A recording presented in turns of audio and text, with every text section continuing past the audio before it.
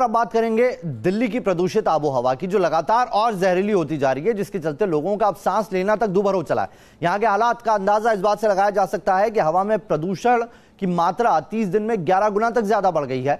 महीने भर पहले, यानी कि सिर्फ 30 दिन पहले 25 सितंबर को जहां हवा में प्रदूषक कण PM10 की मात्रा 34.7 के स्तर पर थी, तो वहीं बुधवार की दोपहर बाद में हवा में PM10 की मात्रा बढ़कर 369.9 के स्तर पर जा पहुंची है। पर्यावरण विशेषज्ञों के मुताबिक अभी ठंड नहीं आई है। ठंड जब पड़ेगी तो ठंड के बढ़ने के साथ दिल्ली की हवा और ज्यादा खराब होने का अंदेशा है। वहीं पंजाब और हरियाणा में किसान लगातार पराली जलाते जा रहे हैं और उसकी वजह से भी हालात बदतर होते जा रहे हैं, जबकि दिवाली भी पास में है। ऐसे में अंदाजा लगाना बेहद मुश्किल है कि आने वाले वक्त में आबोहवा का होगा क्या, कहां तक जाएगी। तो सुबह दिल्ली के ज्यादातर इलाकों में आसमान धुंधला नजर आया है, जिससे लोगों को आंखों में जलन और सिर में दर्द महसूस होने लगा है। बताया जा रहा है कि दिल्ली NCR में आया यह बदलाव प्रदूषण की ही देन है। दिल्ली में आखिर वही हुआ जिसका डर था। सुबह सुबह जब लोग घरों से निकले तो चारों तरफ धुंध नजर आई।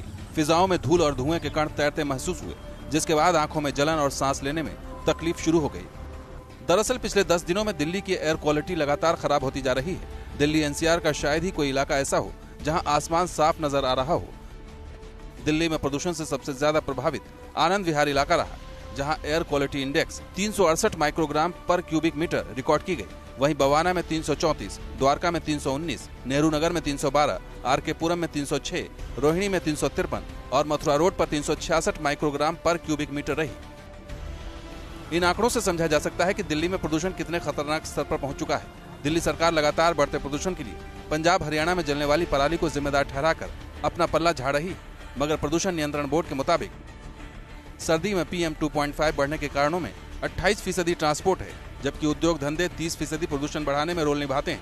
14% प्रदूषण घरों और कृषि क्षेत्र में कूड़ा जलाने से, जबकि 17% प्रदूषण रोड और निर्माण कार्यों के कारण बढ़ता है। इसके अलावा बाकी वजह सिर्फ 11% प्रदूषण बढ़ाने के लिए जिम्मेदार है। इन आंकड़ों के बाद दिल्ली सरकार भी नींद से जागी है और पर्यावरण मंत्री ने हाई लेवल मीटिंग बुलाकर तमाम अधिकारियों की जिम्मेदारी तय कर दी है। दिल्ली में व्हीकल को लेकर भी डायरेक्शंस दिए गए। लगभग 33,000 चालान इन्होंने करे हैं पिछले कुछ दिनों के अंदर, और इसके अलावा जो लैंडफिल साइट्स हैं उसके बारे में भी बात की गई, दिशा निर्देश दिए गए। इसके अलावा दिल्ली सरकार जल्द ही ऑड इवन फॉर्मूले को फिर से लागू करने की भी प्लानिंग कर रही है। हालांकि पिछली बार इससे दिल्ली की आबोहवा पर कुछ खास फर्क नहीं पड़ा था। ऐसे में दिल्ली वालों को समझ नहीं आ रहा है कि भला सांसों में जहर घुलने से कैसे रोका जाए। Team news nation.